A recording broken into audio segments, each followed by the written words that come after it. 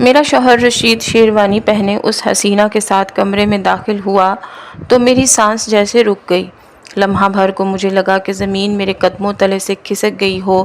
یہ میری زندگی کا وہ دن تھا جسے میں قیامت سے کم نہیں کہہ سکتی۔ میں دلہن بنی اس کا انتظار کر رہی تھی، مگر اس کی آنکھوں میں محبت کی بجائے نفرت کی چنگاریاں دہک رہیں۔ اس نے ایک جھٹکے سے میرا بازو پکڑا، مجھے پلنگ سے گھسیٹ کر نیچے گرا دیا۔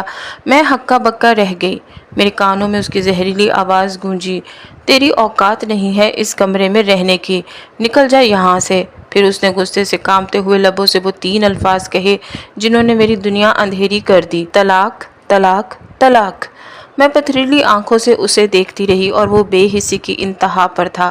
اس نے اسی حسینہ کا ہاتھ تھامے اور کمرے میں بند ہو گیا۔ وہی کمرہ جہاں چند لمحے پہلے میری نئی زندگی کی شروعات کی سیج سجائی گئی تھی۔ میری دنیا اجڑ چکی تھی اور جیسے آسمان بھی میرے درد پر رو پڑا ہو۔ موسلادھار بارش شروع ہو گئی۔ دلہن کا سرخ جوڑا جو اب بوجھ بن چکا تھا بارش میں بھیگ کر میرے وجود پر برسنے لگا، مگر یہ تو ابتدا تھی۔ کچھ دن بعد ہی مجھے زبردستی رشید کے ساتھ بیاہ دیا گیا۔ میرا نام وردہ ہے۔ میں بچپن سے ہی شوخ اور چنچل مزاج کی تھی۔ دل میں ہمیشہ ایک خواب بسایا ہوا تھا کہ اپنی پسند سے شادی کروں گی، وہ بھی محبت کی۔ ویسے تو ہمارے حالات بہت اچھے تھے، اللہ کا دیا سب کچھ تھا۔ ایک بڑی سی شاندار حویلی میں رہتی تھی اور انہی دنوں دیواروں کے سائے تلے وہی خواب دیکھتی تھی جیسے آج کل کی ہر لڑکی دیکھتی ہے کہ کوئی شہزادہ آئے گا اور مجھے اپنے ساتھ لے جائے گا۔ محبتوں کی دنیا میں اماں جب بھی میری شادی کا ذکر چھیڑتی تو میں فوراً ہنستے ہوئے کہتی، نہیں اماں، میں تو محبت کی شادی کروں گی۔ پڑھائی مکمل کرنے کے بعد میں نے جاب شروع کر لی۔ میری سہیلی فائزہ بھی میرے ساتھ اسی کمپنی میں کام کرتی تھی۔ ہمیں کیا معلوم تھا کہ قسمت کس موڑ پر لے آئے گی۔ یہ کمپنی گاؤں سے ذرا دور سنسان علاقے میں واقع تھی۔ فائزہ مجھے بار بار سمجھاتی، دیکھ وردہ، بس جاب سے جاب تک رہنا، ادھر ادھر کے خواب نہ دیکھنا۔ اس کمپنی میں زیادہ دیر تک لڑکیاں نہیں ٹکتیں، یہاں کا باس بہت سخت گیر ہے۔ میں نے بے نیازی سے ہنستے ہوئے کہا، فائزہ مجھے کیا، میں تو بس مزے کرنے آئی ہوں، انجوائے کرنے، باس چاہے جتنا بھی کھڑوس ہو۔ مگر قسمت کو کچھ اور ہی منظور تھا۔ پہلے دن ہی جیسے ہی میں کمپنی میں داخل ہوئی، اچانک ایک اجنبی سے ٹکرا گئی۔ وہ جوان بلند قامت اور پرکشش تھا۔ اس کی نیلی آنکھوں میں جیسے جادو سا تھا۔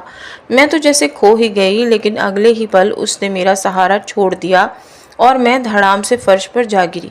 پوری کمپنی میں اس کی کرخت آواز گونجی، تمہاری ہمت کیسے ہوئی مجھ سے ٹکرانے کی؟ اس کے لہجے میں ایسا زہر بھرا تھا کہ میری ریڑھ کی ہڈی تک سنسنا اٹھی۔ پھر اچانک ایک اور ملازم مجھے پکڑ کر وہاں سے دور لے گیا۔ وہ نوجوان تیزی سے قدم ناپ رہا تھا جیسے اپنے غصے پر قابو پا رہا ہو۔ ملازم نے سرگوشی میں کہا، بی بی جی، یہ آپ نے کیا کر دیا؟ اگر اس کمپنی میں کام کرنا ہے تو کبھی دوبارہ اس کے سامنے مت آنا، وہ انسانوں سے چڑھتا ہے۔ یہ سن کر میرے چہرے پر حیرانی اور غصے کا ملا جلا تاثر تھا۔ میں نے کہا، کیا وہ انسان نہیں حیوان ہے؟ اور میں جان بوجھ کر تھوڑی ٹکرائی تھی۔ میں اپنے کپڑے جھاڑتے ہوئے بڑبڑائی، جبکہ باس کی نظریں دور جا چکی تھیں۔ میرا پہلا دن بیکار ہو چکا تھا۔ یہ بات بالکل سچ تھی کہ آج تک کمپنی نے کسی بھی ملازم نے باس سے براہ راست ملاقات نہیں کی تھی۔ جو بھی کام ہوتا وہ باس کا پرسنل اسسٹنٹ ایاز کر دیتا تھا۔ ایاز مجھ سے جلدی گھل مل گیا اور ہم دونوں کی اچھی دوستی ہو گئی۔ ایک دن ہنستے ہنستے میں نے ایاز سے پوچھ لیا، یہ باس انسان بھی ہے یا کوئی حیوان ہے؟ میری بات سنتے ہی ایاز جو جوس پی رہا تھا گھبراہٹ میں سارا جوس زمین پر گرا بیٹھا۔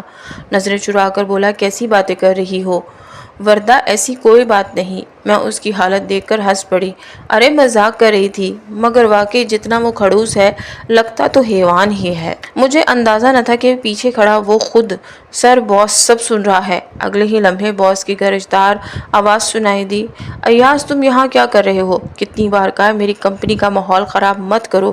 میری ریڑھ کی ہڈی میں سنسنی سی دوڑ گئی۔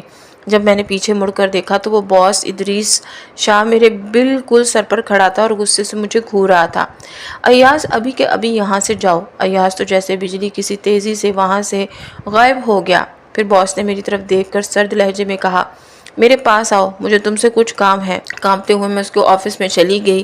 اندر داخل ہوتے ہی ایک عجیب سی بدبو نے میرا استقبال کیا۔ مجھے لگا جیسے میں کسی جنگل کے ویرانے میں آ گئی ہوں۔ یہ اسمیل کہاں سے آ رہی ہے؟ میں نے دل کو قابو کرتے ہوئے دھیمے لہجے میں پوچھا۔ وہ زور سے میز پر ہاتھ مار کر بولا، تمہاری ہمت کیسے ہوئی بغیر اجازت اندر آنے کی؟ کیا مینرز نہیں سیکھے؟ لیکن کوئی بات نہیں، کمپنی میں رہ کر سیکھ جاؤ گے۔ پھر اس کی آواز نرم ہو گئی۔ تم ایک قابل لڑکی ہو، تمہاری فائلز دیکھی ہیں، اور پہلی بار مجھے کوئی ایسی امپلائی ملی ہے جو واقعی ذہین ہے، اس لیے میں نے فیصلہ کیا ہے کہ آج سے تم اسی کیبن میں رہو گی۔ یہ سن کر میرے رونگٹے کھڑے ہو گئے۔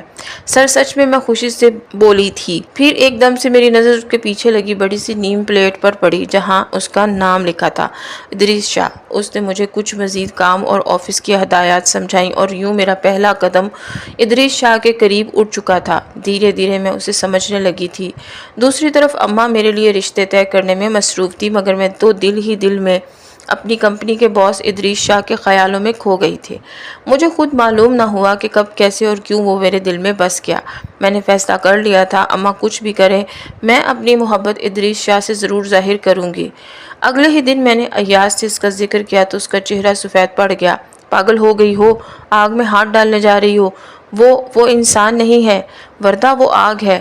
آگ، تم جل جاؤ گی۔ میں ہنس پڑی۔ ایاز، وہ جن تھوڑی ہے، انسان ہی ہے، اور کیا ہوا زیادہ سے زیادہ؟ میرا دل ہی ٹوٹے گا، سنبھال لوں گی۔ میرے لہجے میں ضد تھی، دل میں ارادہ کر چکی تھی کہ میں باس سے اپنے دل کی بات کہہ کر ہی رہوں گی۔ اور یوں ایک شام میں دیر تک آفس میں رک گئی۔ میں باس کا انتظار کر رہی تھی۔ ایاز نے بتایا تھا کہ شام کے وقت باس اکثر اکیلے دفتر آ کر کام کرتے ہیں۔ نہ جانے کب میں ان کے پیچھے دبے قدموں چھپ کر ان کے کیبن کے قریب جا پہنچی۔ میں دیکھنا چاہتی تھی کہ وہ آخر کرتے کیا ہیں۔ جیسے ہی باس نے دفتر میں قدم رکھا، وہ رک کر ہوا کو سونگھنے لگے۔ ان کے انداز میں ایک عجیب سی وحشت تھی، جیسے کسی خوشبو کو تلاش کر رہے ہوں۔ اگلے ہی لمحے وہ تیزی سے فریج کے پاس پہنچے، اور جیسے ہی انہوں نے فریج کھولی، میرے پاؤں تلوں سے زمین نکل گئی۔ باس نے وہاں سے کچا گوشت نکالا اور میرے سامنے ہی کسی درندے کی طرح اسے کھانے لگے۔ میری سانسیں رکنے لگی۔ مجھے یقین نہیں آ رہا تھا کہ میں جو دیکھ رہی ہوں وہ خواب ہے یا حقیقت۔ میرا دل حلق میں آ گیا تھا۔ میں پیچھے ہٹنے ہی لگی تھی کہ اچانک کسی نے میرے بازو کو سختی سے پکڑ کر مجھے چھپنے کی جگہ سے باہر کھینچ لیا۔ میرے سامنے باس کھڑے تھے۔ ان کی آنکھیں شعلہ برسا رہی تھیں اور چہرے پر جنون سا طاری تھا۔ تم انسان ہمیشہ دو چہرے کیوں رکھتے ہو؟ 2 نمبر کے فراڈی، وہ گرائے۔ سر میں تو صرف ہکلاتے ہوئے بولی، لیکن وہ میری بات مکمل ہونے سے پہلے ہی مجھ پر جھپٹے اور بازو سے پکڑ کر 2 فٹ ہوا میں اٹھا لیا۔ اس کی سرد ہوتی آنکھوں میں ایک پراسرار خوف چھپا تھا۔ میرا دم گھٹنے لگا تھا، لیکن میں نے دل کڑا کیا۔ یہی لمحہ تھا، میں نے اپنا دل ہمت سے ان کے سامنے کھول دیا۔ جیسے ہی میں نے انہیں اپنے جذبات بتائے، باس کا چہرہ شدید غصے سے لال ہو گیا اور اگلے لمحے میں زمین پر آ گری۔ تمہاری ہمت کیسے ہوئی مجھ سے ایسی بات کرنے کی؟ تمہیں معلوم نہیں میں کون ہوں؟ میں وہ ہوں جو تمہیں لمحوں میں برباد کر سکتا ہے۔ وہ دھاڑے۔ اس سے پہلے کہ وہ مزید کچھ کہتے، اچانک میری آنکھوں کے آگے اندھیرا چھا گیا اور میں بے ہوش ہو گئی۔ جب ہوش آیا تو میں اپنے گھر کے بستر پر تھی۔ اماں اور فائزہ میرے سرہانے موجود تھی۔ اماں کے چہرے پر پریشانی اور فائزہ کے چہرے پر خاموشی طاری تھی۔ یہ کیا ہوا؟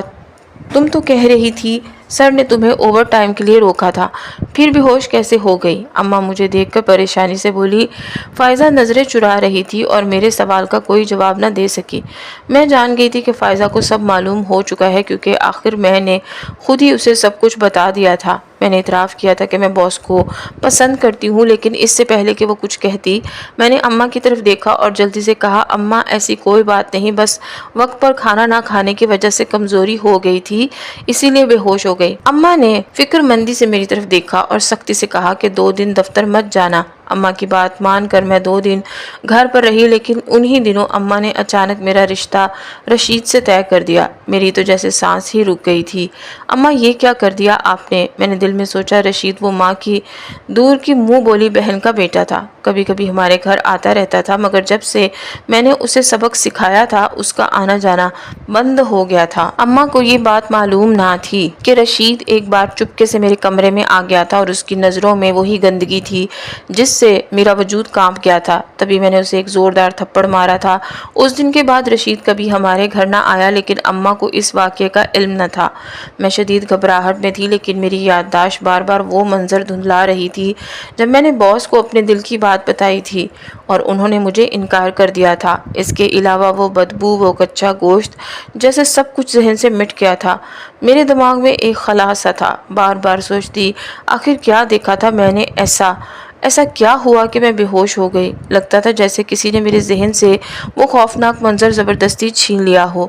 मेरा सर दर्द से फटने लगा था। फ़ायज़ा मेरे पास आती, मैंने उसका सहारा लिया और दिल में फ़ैसला कर लिया कि जब अगली बार दफ्तर जाऊंगी तो बॉस से दोबारा बात करूंगी। मैं उनसे अपने जज्बात की वजाहत ज़रूर करूंगी।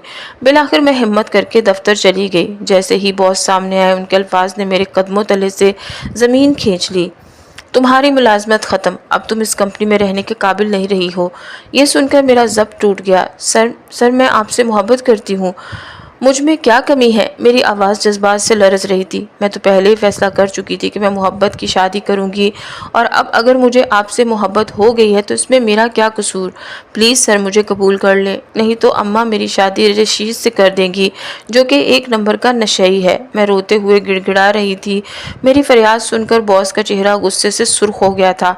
उसकी मुट्ठी आहिस्ता आहिस्ता भिंज गई। वो मेरे करीब आया और सर्द लहजे में बोला, तुम नहीं जानती मैं कौन हूँ। मैं 2 बच्चों का बाप हूँ।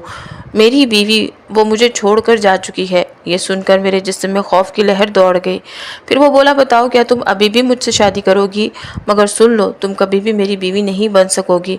तुम्हें कभी बीवी का दर्जा नहीं दूंगा। अगर मंजूर रहे तो बताओ क्या तुम सारी ज़िंदगी मेरे घर की गुलाम बनकर गुजार लोगी? बताओ, वरना चली जाओ, क्योंकि मैं औरतजात से सख्त नफरत करता हूँ। मुझे आदमजात औरतों से हमेशा से चिढ़ है। उसकी बात सुनकर मेरा वजूद एक लम्हे को साकित हो गया। मेरी आंखें हैरत से फैल गईं। वो बात जारी रखते हुए बोला, ये तो मेरी मजबूरी है जो मैं यहाँ इंसानों की दुनिया में रह रहा हूँ, सिर्फ अपनी माँ की खातिर। मेरे अंदर एक तूफ़ान बर्पा हो चुका था। मैंने लड़खड़ाते हुए जवाब दिया, मगर मेरी ज़बान बंद हो चुकी थी। मुझे एहसास हो गया था कि मेरे दिल ने गलत दरवाजे पर दस्तक दी है। मैं बोझल कदमों के साथ वापस चली आई। मेरा रिश्ता तो रशीद से तय हो चुका था और शादी महज एक हफ्ते बाद थी। अय्याज, जो मेरा करीबी दोस्त था, मेरे दिल की कैफियत जानता था। वो हमेशा तसल्ली देता, जब तुम सच जानोगी तो खुद ही खुश हो जाओगी। मगर मैं हमेशा हैरान रहती कि वो किस सच की बात करता है। आज मैंने ठान लिया कि अय्याज से सब कुछ मालूम करके रहूंगी। मैंने उसका हाथ पकड़ा, अपने सर पर रख कर कहा, कसम खाओ अय्याज, जो सच तुम छुपा रहे हो आज वो बताओ। वो नज़रें चुराता रहा, मगर मेरी जिद के आगे हार गया। तंग आकर उसने सर झुकाया और धीमे लहजे में बोला, तुम्हें जो बदबू आती है वो भूख की है, कच्चे गोश्त की भूख की, क्योंकि हम लोग आदमजात नहीं हैं। मेरी आंखें फटी की फटी रह गईं। ये तुम क्या कह रहे हो? मैं सच कह रहा हूँ। ये कंपनी किसी इंसान की नहीं है। मैं भी इंसान नहीं, तुम्हारे बॉस का खादिम हूँ, एक जिन्नज़ादा हूँ, और तुम्हारा बॉस शाह जिन्नात है। ये सुनते ही मेरे हवास जवाब दे गए। मेरी टांगें लरजने लगी। मैं घबरा कर पीछे हटी ही थी कि पीछे से एक करख्त आवाज़ आई, अय्याज, तुम्हारी हिम्मत कैसे हुई इसे सच बताने की? मैंने पलट कर देखा तो सामने बॉस खड़ा था। उसकी आंखों में सर्द आग दहक रही थी। मैंने कांपते होठों से बोली, ये सब क्या है? आप लोग कौन हैं? वो मेरे करीब आकर रुक गया और गहरी नज़रों से मुझे देख कर बोला, हाँ ये सच है, मैं जिन्नज़ादा हूँ, और अब तुम जान गई हो कि मैं तुमसे शादी क्यों नहीं कर सकता। तुम एक आदमजादी हो और मैं कभी किसी आदमजादी पर यकीन नहीं कर सकता। ये अल्फाज सुनकर मेरा दिल जैसे सीने में धड़कना भूल गया था। मेरे सारे सवालों के जवाब एक लम्हे में मिल गए थे। मेरा जहन सुन हो चुका था।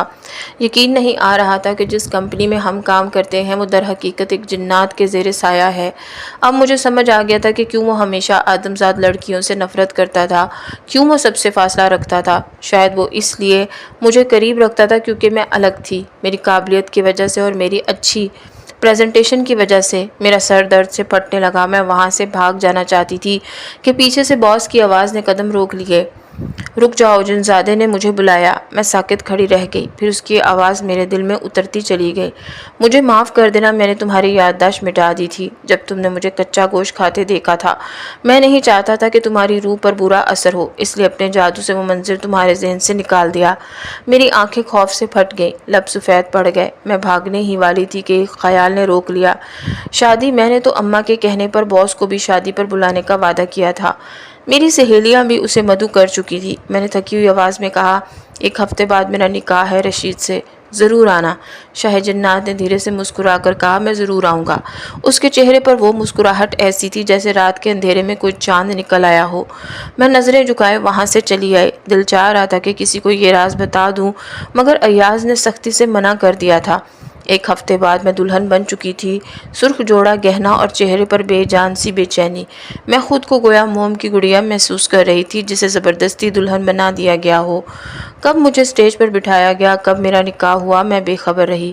ہوش تب آیا جب نگاہ سامنے شاہ جنات پر پڑی اور میرے لبوں پر انجانی سی مسکراہٹ آ گئی، مگر اسی لمحے رشید میرے قریب آ کر بیٹھ گیا اور میرے ہاتھ کو بے رحمی سے جکڑ لیا۔ میرے ہونٹوں سے بے اختیار سسکی نکل گئی۔ شاہ جنات نے یہ منظر دیکھا تو چونک گئے۔ رشید دانت پیستے ہوئے آگے بڑھا اور زہر خند لہجے میں بولا، اب میں تجھے بتاؤں گا کہ اس دن تھپڑ مار کر تو نے کتنی بڑی غلطی کی تھی۔ میرے آنسو بے قابو ہو کر رخساروں پر بہنے لگے۔ میں خوف میں لرز رہی تھی۔ اسی لمحے فائزہ میرے قریب آئی اور کان میں سرگوشی کی کہ وہ تم سے ملنا چاہتے ہیں، تم اندر چلی جاؤ۔ یہ سن کر میری سانس رکنے لگی، دل کی دھڑکن تیز ہو گئی تھی۔ میں جان گئی تھی کہ اب واپسی کا کوئی راستہ نہیں بچا، سب کچھ طے ہو چکا تھا۔ میں لرزتے قدموں کے ساتھ اندر چلی گئی۔ جیسے ہی اندر قدم رکھا، ایک مانوس سی گہری آواز نے مجھے چونکا دیا۔ میں جان گیا ہوں، تم ٹھیک کہتی تھی، مجھے تم پر یقین کر لینا چاہیے تھا۔ میں نے پلکیں جھکا لیں، دل میں ایک بوجھ سا اتر آیا۔ اب کچھ نہیں ہو سکتا، جو ہونا تھا وہ ہو چکا ہے۔ ہمارے راستے ہمیشہ کے لیے جدا ہو گئے۔ شاید یہ دکھ، یہ غم میری تقدیر بن چکے ہیں۔ میں واپسی کا رخ کرنے ہی والی تھی کہ وہ بولے، رکو، میں تمہارے لیے کچھ لایا ہوں۔ شاہ جنات نے اپنے ہاتھ آگے بڑھائے۔ ان کے ہاتھ میں ایک گہری خوشبو والے تازہ گلابوں کا گلدستہ تھا۔ یہ جناتوں کی بستی سے ہے، تمہارے لیے۔ میں نے حیرانی سے گلابوں کو دیکھا اور ہلکی سی زخمی مسکراہٹ لبوں پر بکھیرتے ہوئے کہا، سر یہ پھول تو ایک دن سوکھ جائیں گے، تحفہ تو ایسا ہونا چاہیے تھا جو ہمیشہ میرے ساتھ رہتا۔ وہ دھیرے سے مسکرا دیے۔ ان کی مسکراہٹ میں ایک عجیب سی روشنی تھی۔ تم غلط سمجھ رہی ہو، یہ پھول کبھی نہیں سوکھیں گے، بس تمہیں روز ان پھولوں کو سونگھنا ہوگا۔ میں ان کے الفاظ سمجھنے ہی لگی تھی کہ پیچھے سے رشید کی آواز بجلی بن کر گری، یہاں کیا کر رہی ہو، سوگ منانے آئی ہو؟ اور ابھی تو کچھ ہوا ہی نہیں۔ رشید کی آواز سن کر میری ریڑھ کی ہڈی میں سنسنی دوڑ گئی۔ میں خوفزدہ ہو کر پیچھے مڑی، وہ بالکل میرے قریب کھڑا تھا۔ میرے دل نے جیسے اشارہ دیا، کیا اسے شہنشاہ جنات نظر نہیں آئے؟ میں نے فوراً پیچھے دیکھا تو سکون کا سانس لیا، کیونکہ شہنشاہ جنات غائب ہو چکے تھے یا شاید خود کو چھپا چکے تھے۔ یوں ہی میری رخصتی ہو گئی تھی۔ یہ رخصتی کم اور میرے ارمانوں کا جنازہ زیادہ تھی۔ میں اس گاؤں سے دوسرے گاؤں میں آ گئی تھی اور وہ نیا گاؤں میرے لیے ایک انجام سے کم نہ تھا۔ مجھے سیج سے آراستہ بیڈ پر بٹھا دیا گیا، لیکن ابھی کچھ ہی دیر گزری تھی کہ رشید کو اس لڑکی کے ساتھ دیکھ کر میرے ہوش اڑ گئے۔ رشید اسے اندر لا کر مجھے باہر نکال چکا تھا۔ وہ غصے سے بھڑک اٹھا، دانت پیستے ہوئے بولا، مجھے پتا ہے تجھے منہ دکھائی چاہیے تو سن لے، دنیا کی سب سے انوکھی منہ دکھائی تجھے دوں گا جو کسی کو نصیب نہیں ہوئی۔ یہ کہتے ہی اس نے میرے سامنے 3 طلاق کا تحفہ پھینک دیا اور دروازہ زور سے بند کر دیا۔ مجھے طلاق کا افسوس نہیں تھا، میرے دل و دماغ پر تو بس ان گلابوں کی فکر سوار تھی جو اس کمرے میں رہ گئے تھے۔ میں دروازے سے لپٹ کر گڑ گڑائی، مجھے اپنی چیز تو لینے دو، میری قیمتی چیز اس کمرے میں ہے۔ لیکن رشید نے دروازہ نہ کھولا۔ فجر کی اذان کے قریب دروازہ کھلا تو وہی لڑکی تیزی سے باہر بھاگی۔ میں نے نفرت بھری نظروں سے اس کے وجود کو گھورا، وہ اس کی بھی حقدار نہیں تھی۔ رشید بستر پر گہری نیند میں سو رہا تھا۔ میری نظریں جیسے ہی فرش پر گئیں تو دیکھ کر سانس رک گئی۔ وہ گلابوں کے پھول فرش پر بکھرے ہوئے تھے۔ میری آنکھوں سے بے اختیار آنسو بہہ نکلے۔ میں نے لرزتے ہاتھوں سے وہ بکھری ہوئی پتیوں کو جوڑا اور جیسے ہی پھول دوبارہ جڑے میرے لبوں سے ایک سکھ بھری سانس نکلی۔ شکر تھا پھول سلامت تھے۔ میرے پاس واپسی کا کوئی راستہ نہ تھا۔ میں سیدھا اماں کے پاس چلی گئی۔ اماں نے مجھے دیکھ کر گلے لگا لیا اور میں اماں کی آغوش میں پھوٹ پھوٹ کر رو دی۔ زندگی میں انسان کو جو کچھ چاہیے وہ ہمیشہ نہیں ملتا۔ مجھے بھی تو محبت کی شادی کرنی تھی۔ اماں میں روتی رہی۔ پھر یہاں تو نکاح کے پہلے دن ہی طلاق مل گئی، لیکن میں نے ہمت سے کام لینا تھا۔ فائزہ اب بھی اس کمپنی میں جاتی تھی۔ میں نے اسے سختی سے کہا، فائزہ کسی سے بھی یہ بات مت کہنا۔ ایک روز اچانک اماں خوشی خوشی میرے پاس آئیں۔ ارے وردہ، تیرا باس آیا ہے۔ یہ سن کر میرے تو ہوش ہی اڑ گئے۔ کیا کہہ رہی ہیں اماں؟ سچ؟ اماں مسکراتے ہوئے بولی ہاں ہاں، اور باس کے ساتھ بہت سارے لوگ بھی ہیں۔ اماں انہیں اندر بلا کر کچن میں کچھ کھانے کے لیے دیکھنے چلی گئیں۔ باس میرے سامنے آ کر بیٹھ گیا اور کہنے لگے وردہ کیا ہو گیا ہے تمہیں؟ مجھے پتہ چلا کہ اس نے تمہیں چھوڑ دیا ہے، میں اسے چھوڑوں گا نہیں۔ کسی کی مجال کیسے ہوئی تمہاری زندگی سے کھیلنے کی؟ یہ سن کر میرے رونگٹے کھڑے ہو گئے۔ فائزہ نے آپ کو سب کچھ بتا دیا؟ میں نے تو اس سے منع بھی کیا تھا، میں جلدی سے بولی۔ اچانک وہ گہری نظروں سے مجھے دیکھ کر کہنے لگے تمہیں نہیں پتہ میں ایک جنات ہوں، شاہ جنات؟ میری آنکھیں حیرت سے پھیل گئیں۔ آپ کو کیسے معلوم ہوا کہ میں نے گلاب کا پھول نہیں سونگھا؟ وہ مسکرا کر بولے کیونکہ اس جیسا ایک اور گلاب کا پھول میرے پاس بھی ہے۔ جب جب تم وہ پھول سونگھتی اس کی خوشبو میرے پاس آتی۔ میری آنکھیں حیرت اور خوف سے بھر گئیں۔ میں جانتا تھا کہ تم خوش نہیں ہو، اسی لیے میں نے تمہیں گلاب کا پھول دیا تھا تاکہ جب تم اپنی خوشی اور سکون کی طلب میں ہو تو تم اسے ضرور سونگھو، لیکن جب تم نے خوشبو نہیں سونگھی میں سمجھ گیا کہ کوئی پریشانی ضرور ہے۔ یہ سن کر میرے آنسو بہنے لگے۔ میں نے شکوہ کیا آپ کی وجہ سے یہ سب کچھ ہوا ہے، اگر آپ مجھے نہ ٹھکراتے تو میرے ساتھ یہ سب نہ ہوتا۔ شاہ جنات گہری سانس لے کر بولے میں تمہیں پہلے بھی بتا چکا ہوں، میں کسی انسان لڑکی سے نکاح نہیں کر سکتا، میں تمہیں بیوی کا درجہ نہیں دے سکتا۔ ان کی بات سن کر مجھے وہ دن یاد آیا جب انہوں نے کہا تھا تم میرے بچوں کی آیا بن کر میرے گھر آ سکتی ہو۔ میں نے بے اختیار بلند آواز میں کہا مجھے منظور ہے، میں آپ کے بچوں کی آیا بن کر آپ کے ساتھ رہوں گی، بس پلیز مجھے اپنا نام دے دے، مجھ سے نکاح کر لے۔ وہ حیرت میں ڈوب گئے۔ یہ تم کیا کہہ رہی ہو وردہ؟ کیوں اپنی زندگی کو ایک عذاب سے دوسرے عذاب میں دھکیل رہی ہو؟ میں رو پڑی۔ کیوں کیا ہوا ہے؟ وہ دھیمے لہجے میں بولے میری ماں ملکہ جنات تمہیں کبھی قبول نہیں کرے گی، وہ کبھی نہیں چاہیں گی کہ تم میری بیوی اور اگلی ملکہ بنو۔ میں نے ہمت کر کے کہا تو پھر میں نوکرانی بن کر ہی ساری زندگی آپ کے ساتھ رہوں گی، مجھے صرف آپ کے ساتھ رہنا ہے، مجھے اپنے بچوں کی آیا بنا کر اپنے محل میں لے جائیے۔ ابھی میری بات پوری بھی نہ ہوئی تھی کہ اچانک کچن سے اماں کی کانپتی ہوئی آواز آئی وردہ یہ کیسی باتیں کر رہی ہو؟ یہ شخص کون ہے؟ یہ یہاں کیا کر رہا ہے؟ میں گھبرا کر کچن کی طرف بڑھی۔ اماں سکتے میں آ گئی تھیں۔ میں نے فوراً اماں کو پانی پلایا اور اپنے پاس بٹھا لیا۔ باس خاموش کھڑے تھے اور میں نے اماں کو سچائی بتا دی۔ اماں میرا باس ادریس شاہ جنات کا بادشاہ ہے۔ یہ سن کر اماں نے بے اختیار اپنے منہ پر ہاتھ رکھ لیا۔ یہ تم کیا کہہ رہی ہو؟ اماں کے چہرے پر حیرت اور خوف چھایا ہوا تھا۔ میں نے اماں کو اپنی پوری کہانی سنا دی۔ اماں بے چین ہو گئیں اور بس یہی کہتی رہیں وردہ یہ تم نے کیا کر دیا؟ تم نے کیسے ایک جن زادے سے عشق کر لیا؟ میں رو پڑی۔ اماں میری کیا غلطی تھی؟ میری غلطی صرف یہ تھی کہ مجھے کسی سے محبت ہو گئی۔ محبت کرتے وقت مجھے کیا پتا تھا کہ وہ جس سے میں محبت کر رہی ہوں وہ ایک جن زادہ ہے۔ میں نے سر تھام لیا، اندر ہی اندر غصے سے تپ رہی تھی۔ تب میں نے باس کی طرف دیکھ کر کہا اب کیوں آئے ہیں آپ؟ اگر اتنی ہی فکر تھی تو تب میرا ہاتھ تھام لیتے، آج میں تنہا نہ ہوتی۔ اب کیوں آئے ہیں؟ چلے جائیں یہاں سے۔ یہ کہہ کر میں اپنے کمرے میں چلی گئی۔ مجھے لگا جیسے میری زندگی سب رک سی گئی ہے، جیسے ہر خوشی مجھ سے چھن چکی ہو۔ 2-3 دن گزرے جب اماں میرے پاس آئیں۔ ان کے ہاتھ میں لال جوڑا تھا جو وہ پہلی بار میرے لیے لائی تھیں۔ میں حیرت سے بولی اماں کیا ہوا؟ اماں دھیمی آواز میں بولی وہ آ رہا ہے تم سے نکاح کے لیے، تمہیں اپنے ساتھ لے جائے گا۔ یہ سن کر میرے پیروں تلے سے زمین کھسک گئی۔ سچ میں؟ دھیمی سی آواز میں بولی اماں مسکرا کر بولی ہاں تمہاری خوشی اسی میں تھی نا، تو وہ آ رہا ہے، اب تو خوش ہو نا؟ میری خوشی کا کوئی ٹھکانہ نہ رہا۔ اور پھر کچھ دیر بعد دروازے پر دستک ہوئی۔ جب میں نے پردہ ہٹایا تو دیکھا وہ شاہ جنات نکاح کے جوڑے میں ملبوس اپنے چند ایک دوست کے ساتھ میرے گھر آئے تھے۔ میرا دل بھر آیا، میں تو ان کے لیے ساری زندگی بھی غلامی کر سکتی تھی۔ نکاح ہوا اور جیسے ہی رسم مکمل ہوئی شاہ جنات نے گہری نظروں سے مجھے دیکھا اور کہا اب اگر تم میری حویلی میں آؤ گی تو صرف نوکرانی بن کر رہنا ہوگا، یاد رکھنا تم مجھ سے کبھی نہیں ملو گی، نہ میرے قریب آؤ گی۔ میری ماں ملکہ جنات آدم زادیوں کی دشمن ہے، سچائی جاننے کے بعد وہ تمہیں کبھی معاف نہیں کرے گی۔ مجھے اس کی ہر شرط قبول تھی۔ میں نے فوراً سر ہلا کر ہاں کر دی۔ وہ مجھے لے کر اپنی حویلی میں چلا گیا۔ وہ جناتوں کی حویلی تھی، چاروں طرف سرسبز و شاداب درختوں کی قطاریں، درمیان میں ایک قدیم حویلی جہاں سے پرندوں کی پراسرار آوازیں آ رہی تھیں۔ میں نے ایک نوکرانی جیسا لباس پہن رکھا تھا۔ ہم حویلی کے اندر بڑھ ہی رہے تھے کہ ایک گرجدار کرخت آواز نے ہمیں وہیں روک دیا۔ کون ہے یہ لڑکی؟ تم اسے یہاں کیوں لے کر آئے ہو؟ میں نے کہا تھا نا آدم زادیوں کو یہاں نہ لانا۔ میرے قدم لرز گئے، دل جیسے سینے میں سمٹ گیا۔ میں نے لرزتے دل کے ساتھ نگاہ اٹھائی اور وہ منظر دیکھ کر میری سانسیں رک گئیں۔ میرے دل نے ایک لمحے کو دھڑکنا چھوڑ دیا۔ وہ ایک خوفناک عورت تھی جس کے چہرے پر جھریاں ہی جھریاں تھیں۔ اس کے لمبے لمبے سفید بال ہوا میں بکھرے ہوئے زمین تک پھیلے ہوئے تھے۔ اس کی گہری سی آنکھیں کسی اندھی کھائی کی طرح خوفناک تھیں، جن میں ایک سرخ لکیر چمک رہی تھی۔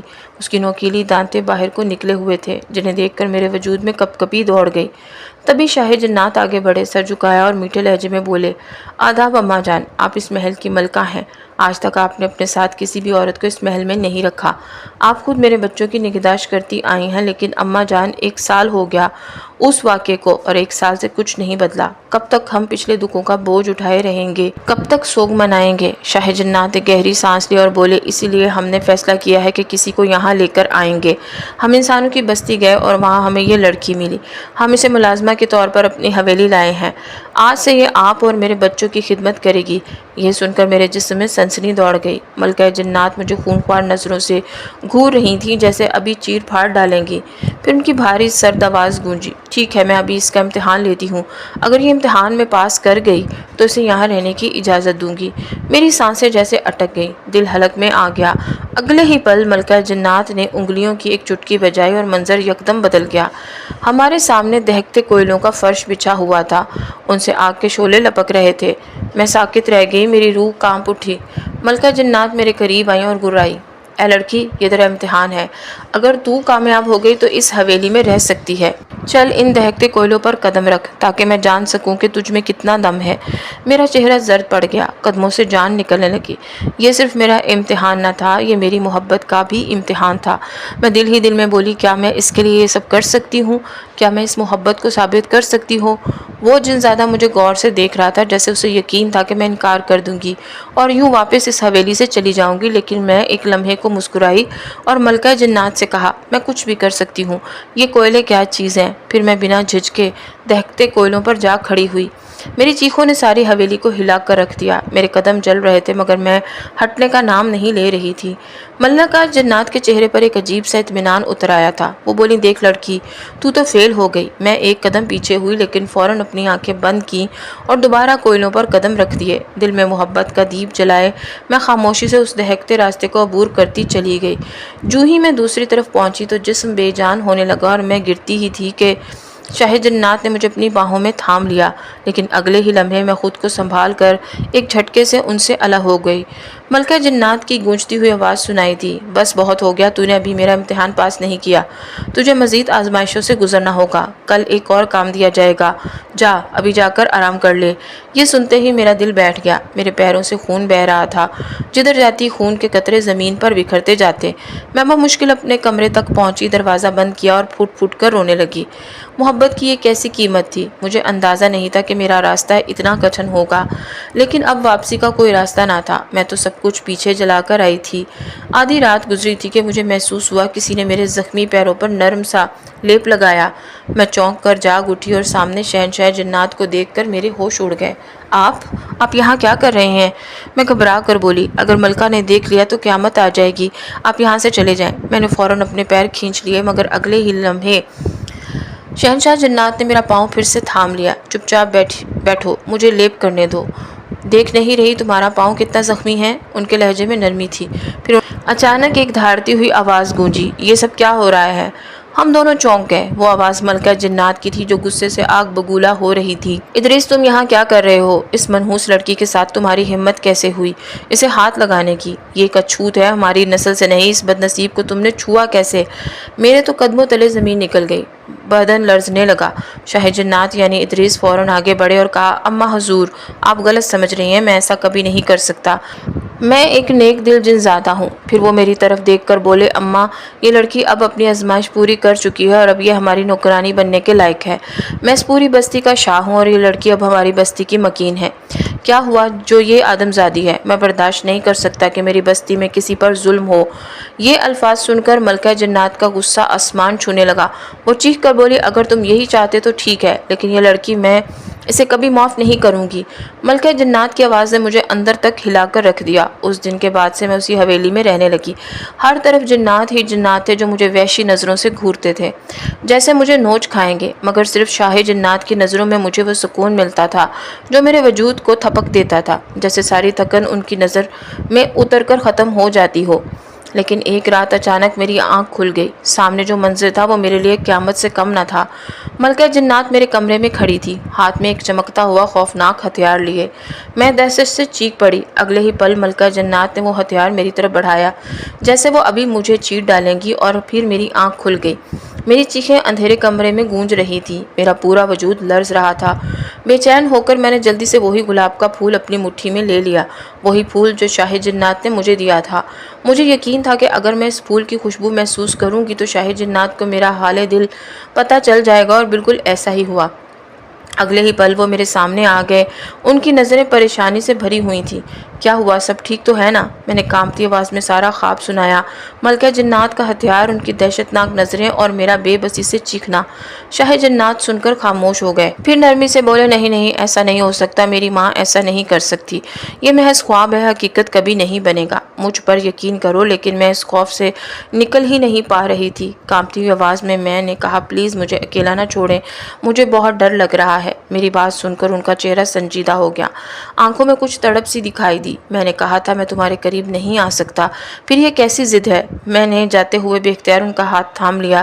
میری گھبراہٹ کو محسوس کرتے ہوئے وہ نرم پڑ گئے اور بولے، ڈرنے کی ضرورت نہیں، تم سو جاؤ، میں یہاں رہوں گا اور تمہارے ارد گرد اپنی طاقتوں سے ایک ایسا حصار بنا دوں گا کہ کوئی تمہیں چھو بھی نہیں پائے گا۔ ان کے الفاظ میرے لیے کسی مرہم سے کم نہ تھے۔ میں جیسے ہی سوئی تو گہری نیند میں چلی گئی، اور اگلی صبح دیر سے آنکھ کھلی۔ جب ہوش آیا تو دیکھا میں بالکل محفوظ تھی۔ مجھے لگا جیسے میرے خوف محض میرا وہم تھے۔